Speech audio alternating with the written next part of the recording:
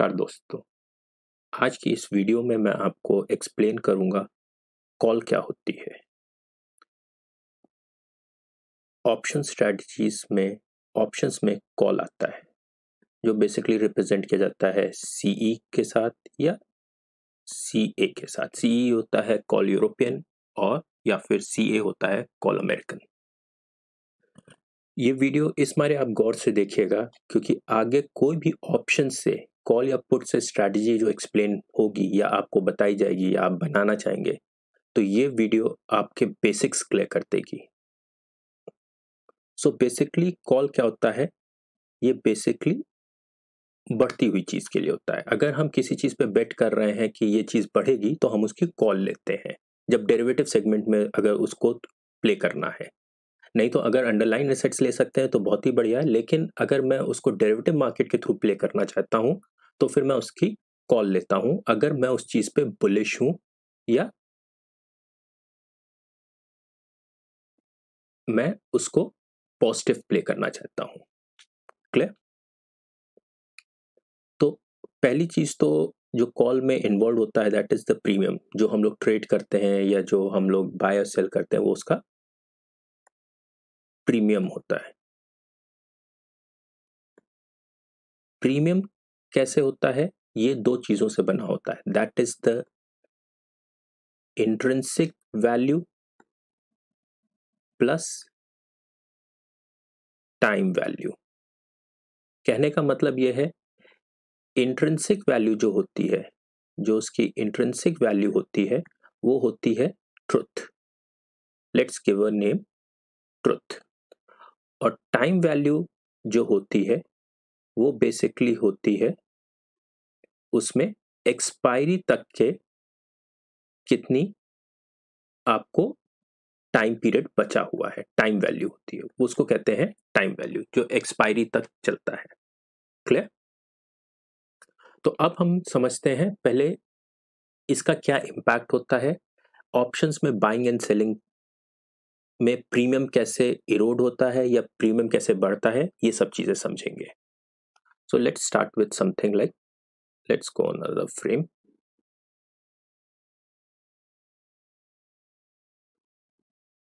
Okay, तो call की बात कर रहे हैं, वी आर प्लेइंग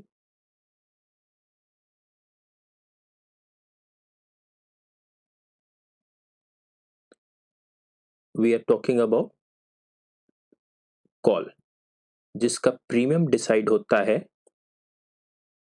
किससे? इंट्रिंसिक वैल्यू से प्लस टाइम वैल्यू से। क्लियर? ये चीज आप याद रखिएगा। अब इसी पे सब कुछ बेस्ड है। लेट्स अज्यूम कि कॉल मतलब बेट लगाना पॉजिटिव चीज के लिए, बुलिश चीज के लिए। ओके, सो लेट्स अज्यूम एक स्ट्राइक प्राइस चूज कर लेते हैं। पहले स्ट्राइक प्राइस लिख लेते हैं, ठीक है। जैसे 80 का स्ट्राइक प्राइस हो गया, 90 हो गया, 100 हो गया, 110 हो गया, 120 हो गया। Okay, let's assume underlying asset 100 पे ट्रेड कर रहा है, ठीक है, इस वैल्यू पे ट्रेड कर रहा है। और यहां पे इसका रख लेते हैं हम लोग प्रीमियम। तो 100 पे अगर ट्रेड कर रहा है और इसका प्रीमियम चल रहा है 10 रुपए, तो पहले तो स्ट्राइक प्राइस समझ लेते हैं। स्ट्राइक प्राइस क्या होता है कॉल में? अगर अंडरलाइन असेट 100 रुपए पे चल रहा है और मैं 100 रुपए का स्ट्राइक प्राइस चूज करता हूं तो मैं मार्केट से कह रहा हूं, अगर कॉल की बात है, अभी सिर्फ मैं कॉल की बात कर रहा हूं, अगर 100 रुपए का स्ट्राइक प्राइस मैं चूज करता हूं तो मैं मार्केट से कह रहा हूं। और बाय साइड पे अभी हम बात कर रहे हैं, लेट्स अज्यूम बाय के उस पे अगर मैंने 100 का स्ट्राइक प्राइस बाय किया तो मैं मार्केट से कह रहा हूं कि ये अंडरलाइन एसेट ये जो भी है ये 100 रुपए के ऊपर जाएगा। उसके लिए मैं प्रीमियम पे कर रहा हूं ₹10। क्लियर? तो अब आप ये बताइए कि क्या जब मैं ₹100 का स्ट्राइक प्राइस चूज करके कह रहा हूं कि ₹100 के ऊपर जाएगा, क्या स्टॉक ₹100 के ऊपर है? नहीं है। तो इंट्रिंसिक वैल्यू अभी इसमें 0 है। टाइम वैल्यू जो है वो बेसिकली ₹10 है। तो अगर ये देखा जाए तो ये दो चीजों से बना हुआ है, intrinsic value plus time value. ये 0 है और ये 10 है। क्लियर? अगर मैं कहता हूं कि मैंने स्ट्राइक प्राइस चूज किया ₹110 वाला, चल कहां रहा है? 100 पे। तो जब मैंने 110 वाला स्ट्राइक प्राइस चूज किया तो मैं मार्केट से कह रहा हूं, अगर कॉल मैंने बाय की 110 वाले स्ट्राइक प्राइस की, तो मैं मार्केट से कह रहा हूं ये 110 के ऊपर जाएगा। अभी है कहां? 100 पे। तो अभी इसको 10 पॉइंट बढ़ना पड़ेगा यहां पे पहुंचने के लिए 110 पे, तो तब जाके ये 110 पे पहुंचेगा। तो एक तो इसको आगे बढ़ना पड़ेगा, प्लस थोड़ा दूर भी है करंट मार्केट प्राइस से, that is the underline asset का जो करंट मार्केट, तो इसका प्रीमियम है ₹5। Let's assume ₹5। अब ये प्रीमियम कैसे बना है ₹5? क्या इसमें इंट्रिंसिक वैल्यू कितनी है? क्या 110 के ऊपर है अंडरलाइन एसेट? नहीं है, वो ₹100 पे चल रहा है। क्लियर? तो इंट्रिंसिक वैल्यू 0 है और इसमें टाइम वैल्यू 5 है। अच्छा, यहां टाइम वैल्यू 10 से 5 क्यों हो गई? क्योंकि वहां पे जो टाइम वैल्यू आ रही है उसमें कई और फैक्टर्स मिल रहे हैं, दैट इज लाइक कि ये जैसे ही इंक्रीज करेगा, टाइम जितना है, बट जैसे ही इंक्रीज करेगा 100 के ऊपर जाने लगेगा, बाद में सच आएगी। यहाँ क्या है, पहले उसको ₹10 चढ़ना पड़ेगा, अंडरलाइन एसेट को ₹10 ऊपर जाना पड़ेगा, तब जाके कहीं वो इसके बराबर पहुंचेगा। तो ये जितनी दूर होगा उतना ही उसमें टाइम वैल्यू का भी कम फैक्टर होगा। क्लियर? अब अगर हम कहें 110 का मैं स्ट्राइक प्राइस चूज कर रहा हूं, 110 का स्ट्राइक प्राइस चूज कर रहा हूं, इसका कहने का मतलब क्या है, मैं कॉल ले रहा हूं कि मतलब 120 का स्ट्राइक प्राइस चूज कर रहा हूं, तो मैं कह रहा हूं ये ₹120 के ऊपर जाएगा। है कहां अभी? ₹100 पे। तो इसको ₹20 चढ़ना पड़ेगा, तब जाके यहां कहीं आ पाएगा। तो इसका प्रीमियम ₹2 हो। तो इसमें क्या है, 0 टाइम इंट्रिंसिक वैल्यू और 2 टाइम वैल्यू है।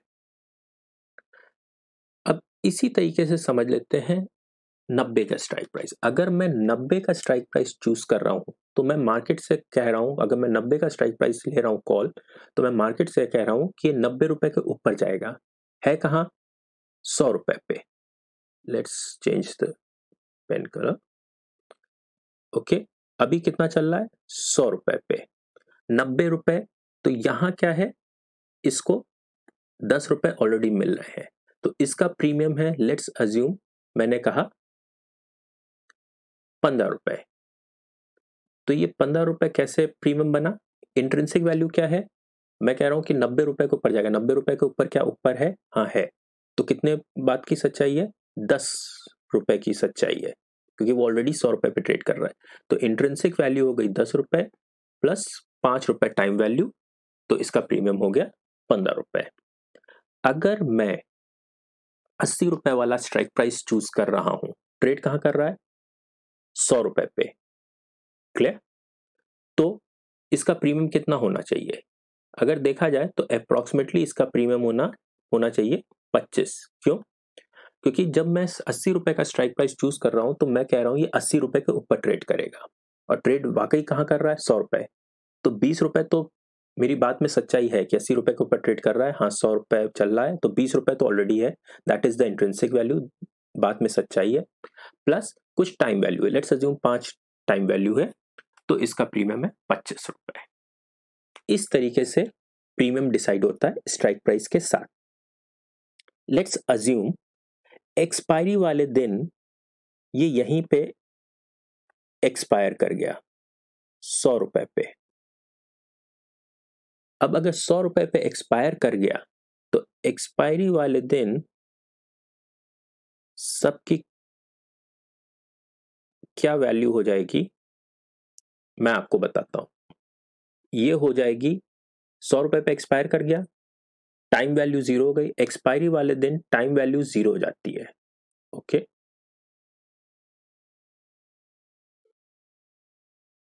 थोड़ा सा इधर कर लेते हैं। एक्सपायरी वाले दिन टाइम वैल्यू 0 हो जाती है, ठीक है। तो टाइम वैल्यू 0 हो गई, तो इसका प्रीमियम होगा 20 रुपए, इसका प्रीमियम होगा 10 रुपए, ये सब 0 हो जाएंगे। कैसे? अब वही लॉजिक लगाते हैं कि मैंने 80 रुपए वाला स्ट्राइक प्राइस चूज किया और मैंने कहा कि ये 80 रुपए के ऊपर जाएगा। एक्सपायर कहां हो रहा है? 100 रुपए पे। कितनी बात में सच्चाई है? 20 रुपए की। तो 20 रुपए लगा और टाइम वैल्यू क्या है? 0। तो 20 रुपए इसकी सेटलमेंट प्राइस होगी। इसमें क्या होगा? 10 रुपए सेटलमेंट प्राइस होगा। मैंने 100 रुपए वाला चीज अगर ली और वो 100 पे ही एक्सपायर कर गई, तो मेरी बात में कोई सच्चाई आई? नहीं आई। तो ये 0 मेरी इंट्रिंसिक वैल्यू होगी, प्लस 0 मेरा टाइम वैल्यू होगा। इसमें भी 0 मेरी इंट्रिंसिक वैल्यू, 0 मेरा time value, and so on. Clear? ये चीज होता है। अब इसी में मैं आपको एक कॉन्सेप्ट और हल्का सा आइडिया देना चाहूंगा, that is in the money, at the money and out of money. जिसमें सच्चाई होती है वो होता है इन द मनी, ठीक है। जहां पे एग्जैक्टली अंडरलाइन और स्ट्राइक प्राइस होता है बराबर, वो होता है एट द मनी। और जिनमें सच्चाई नहीं होती है, सिर्फ टाइम वैल्यू होता है, वो आउट ऑफ मनी ऑप्शंस कहे जाते हैं। तो अगर मैंने 80 रुपए वाला स्ट्राइक प्राइस चूज किया तो मैंने इन द मनी चूज किया। अगर मैंने 90 रुपए वाला चूज किया, क्योंकि उसमें सच्चाई है, जिसमें भी सच्चाई है, थोड़ी सी वैल्यू है, ट्रुथ है, वो इंट्रिंसिक वैल्यू है, उसको कहते हैं इन द मनी। जो उसमें सच्चाई नहीं है, कुछ भी नहीं है, सिर्फ टाइम वैल्यू है, उसको कहते हैं out of money. That is intrinsic value उसमें 0 होती है। और एट द मनी होती है जहां अंडरलाइन एसेट और स्ट्राइक प्राइस बराबर होते हैं, उसको कहते हैं एट द मनी। ये हुआ basically concept of the premium. Premium कैसे बनता है, क्या उसके बाइफिकेशंस होते हैं। अब ये हो गया जब मैं बाय करके चल रहा हूं। इसी का एक रिवर्स होता है जब मैं सेल करके चलूंगा। क्लियर? सेल करने में क्या होता है, उतना ही रिवर्स केस चलता है। कहने का मतलब ये है, लेट्स एक दूसरी शीट पे समझते हैं।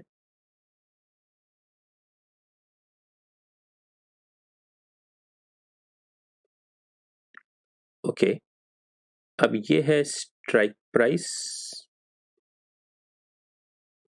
ठीक है। 80, 90, 100, 110, 120 इनके प्रीमियम है। अगर हम देखें तो 25, 25, 20, 10, 5, 2, ठीक है। थोड़ा सा, और अंडरलाइन असेट की वैल्यू चल रही है 100 रुपए।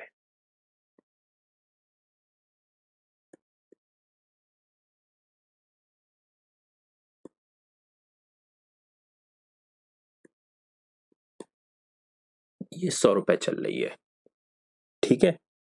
ये प्रीमियम हम पे कर रहे हैं। अब प्रीमियम में अगर मैं इसको intrinsic value plus time value से डिवाइड वो करूं, ज्वाइन करूं, तो ये क्या हो गया? 20 प्लस 5, ये 10 प्लस 10,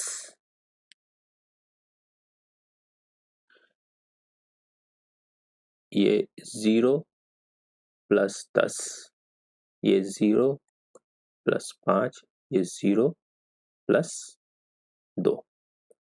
अच्छा, एक चीज और मैं बता दूं,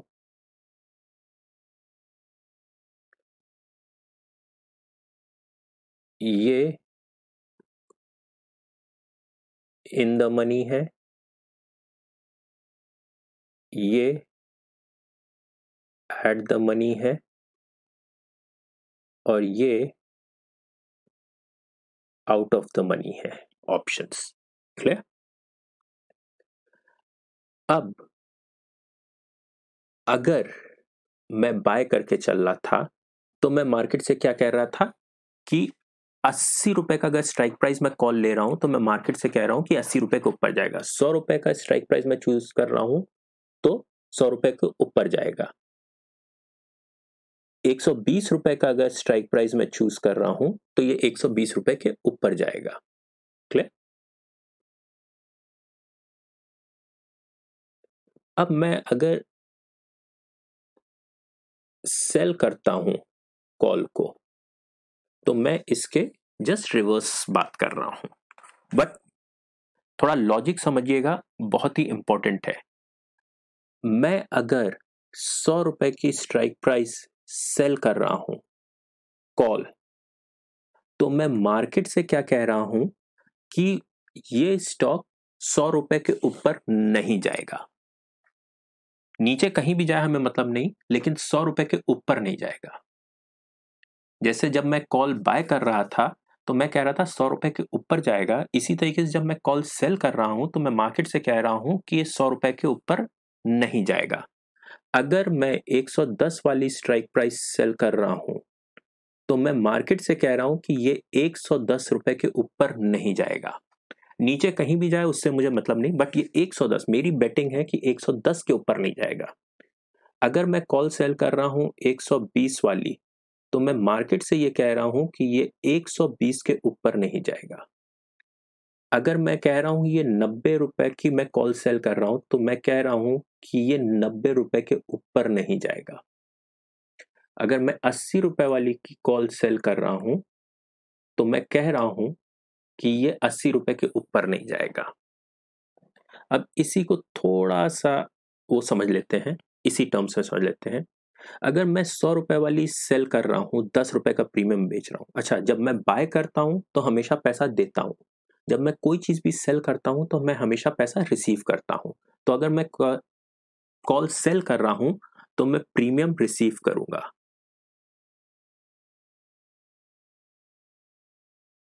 selling option is equal to receiving the premium. Okay, जब भी हम कोई ऑप्शन बेचते हैं तो हम प्रीमियम रिसीव करते हैं, जब भी हम ऑप्शन खरीदते हैं तो हम प्रीमियम पे करते हैं। तो जब मैंने अगर ये 100 रुपए वाली कॉल बाय की होती तो मुझे 10 रुपए प्रीमियम पे करना पड़ रहा था। अगर मैं यहां 100 रुपए वाली कॉल सेल कर रहा हूं तो मैं 10 रुपए का प्रीमियम रिसीव करूंगा। ओके, इसी तरीके से यहां मैं 5 रुपए रिसीव करूंगा, यहां मैं 2 रुपए रिसीव करूंगा। अगर मैं 120 वाली स्ट्राइक प्राइस सेल करता हूं तो मैं 2 रुपए प्रीमियम रिसीव करूंगा। अब यहां अगर मैंने 90 रुपए वाली कॉल बेची, लेट्स अज्यूम पहले खरीदी तो 20 रुपए मैं दे रहा हूं, तो अगर मैंने बेची तो मैं फिर यहां 20 रुपए रिसीव करूंगा। ओके, और अगर मैंने यहां पे 80 रुपए वाली कॉल बेची तो मैं यहां 25 रुपए रिसीव करूंगा। अब सेटलमेंट समझ लेते हैं कैसे होगा। पेन चेंज कर लेते हैं तो आपको क्लियर हो जाएगा। ये कर लेते हैं। लेट्स अज्यूम पहले एट द मनी वाले में जब मैंने कॉल बाय की, ठीक है, तो मैंने कहा 100 रुपए के ऊपर जाएगा और मैंने 10 रुपए प्रीमियम रिसीव किया। एक्सपायरी वाले दिन ये 100 रुपए पे ही रह गया। अगर लेट्स अज्यूम एक्सपायरी 100 पे हो रही है तो 100 रुपए पे रह गया, तो क्या मेरी बात पे सच्चाई आई कि ये 100 रुपए के ऊपर जाएगा? नहीं, तो ये जीरो हो गया। एक्सपायरी वाले दिन टाइम वैल्यू भी जीरो हो जाएगी, तो यहां पे ये मुझे जो नेट मिलेगा वो जीरो मिलेगा। मेरे 10 रुपए लग जाएंगे और मैं रिसीव करूंगा जीरो। क्यों? क्योंकि मेरी बात में कोई सच्चाई नहीं आई। एक 100 रुपए के ऊपर नहीं गया, 100 रुपए पे एक्सपायर कर गया। मैंने लिया था कि 100 रुपए के ऊपर जाएगा, जितना ऊपर जाएगा उतना मुझे पैसा मिलेगा। कुछ मिला नहीं, तो मैंने जो 10 रुपए प्रीमियम पे किया था वो मेरे चले गए, मैं कुछ नहीं रिसीव करूंगा। तो एग्जैक्टली उसने जिसने कॉल बेची, अब मैंने तो खरीदी थी तो मेरे तो 10 रुपए चले गए, तो जिसने कॉल बेची होगी उसको वो 10 रुपए मिल गए होंगे, क्योंकि उसने कहा था 100 रुपए के ऊपर नहीं जाएगा और वो नहीं गया, तो उसको प्रीमियम रिसीव हो गया, उसको 10 रुपए का प्रॉफिट हो गया। इसी तरीके से जिसने कॉल ली थी 5 रुपए में 110 वाली, उसने कहा था ये 110 के ऊपर जाएगा, क्या गया 110 के ऊपर? नहीं, ये 100 रुपए पे एक्सपायर कर गया, 110 नहीं गया, तो एक्सपायरी वाले दिन ये प्रीमियम भी जीरो हो गया। जब ये प्रीमियम जीरो हो गया तो रिसीव कितना हुआ? जीरो, क्योंकि मेरी बात में कोई सच्चाई नहीं, तो इंट्रिंसिक वैल्यू भी नहीं थी। एक्सपायरी वाले दिन सिर्फ इंट्रिंसिक वैल्यू होती है, टाइम वैल्यू जीरो हो जाती है, तो कोई मेरी बात में सच्चाई नहीं, तो वो भी जीरो हो गया, टाइम वैल्यू भी जीरो हो गई, तो जीरो हो गया। तो मेरे 5 रुपए थे वो लगे थे, वो चले गए। लेकिन जिसने बेचा था उसने कहा था 110 रुपए के ऊपर नहीं जाएगा, गया नहीं गया, 100 रुपए पे रह गया, 110 नहीं गया, तो उसको ये 5 रुपए मिल जाएंगे।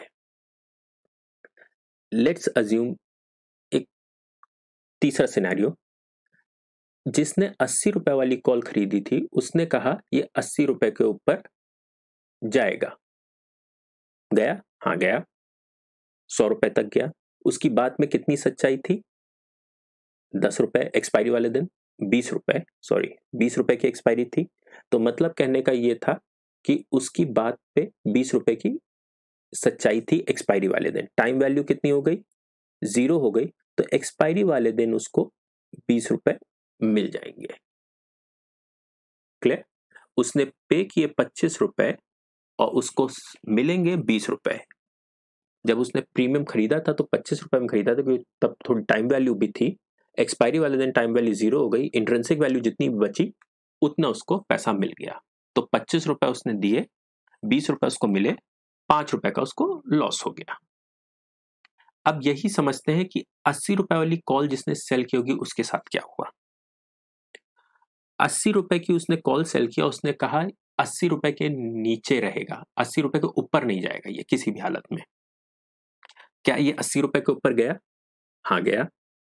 100 रुपए पे एक्सपायर कर गया, ये एक्सपायरी है 100 रुपए पे, ठीक है। तो इसकी बात में सच्चाई कितनी थी? इसमें बात में सच्चाई कुछ नहीं थी, क्योंकि इसने कहा था 80 रुपए के नीचे रहेगा, लेकिन 80 रुपए के नीचे नहीं रहा, 100 रुपए एक्सपायर हुआ, तो कितने से ये गलत प्रूफ हुए? 20 रुपए से गलत प्रूफ हुए, तो इनको 20 रुपए देने पड़ेंगे। इन्होंने रिसीव कितने किए थे? 25 रुपए। जो इसने प्रीमियम खरीदा था वो इसने प्रीमियम रिसीव किया था, इन्होंने खरीदा था, इन्होंने बेचा था, सेलर ने बेचा था, इन्होंने रिसीव किया। जब इन्होंने रिसीव किया और इनको वापस देने पड़े तो 20 रुपए, तो इनको 5 रुपए का प्रॉफिट हो जाएगा। क्यों? क्योंकि इन्होंने 25 रुपए रिसीव किए, बाद में इनको देने पड़ गए सिर्फ 20 रुपए, तो इन्होंने 5 रुपए कमा लिए। वही एग्जैक्टली कमाया जो इसने लूज किया था टाइम वैल्यू पे।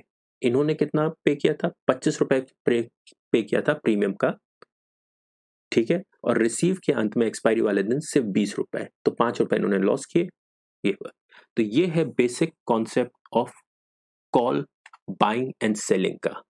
इस पे फर्दर मैं एक वीडियो बनाऊंगा पुट की साइड से, जिससे कि आपको पता चल जाए कि एग्जैक्टली फिर स्ट्रैटेजीज में ये कैसे इंप्लीमेंट होता है। लेकिन अभी का एक बेसिक पॉइंट मैं कहना चाहता हूं, जब आप कॉल लेते हैं तो आप कहते हैं इसके ऊपर जाएगा, जो भी स्ट्राइक प्राइस चूज कर रहे हैं, तो एग्जैक्टली जब आप कॉल बेचते हैं तो सिर्फ एक ही पॉइंट होता है कि इसके ऊपर नहीं जाएगा।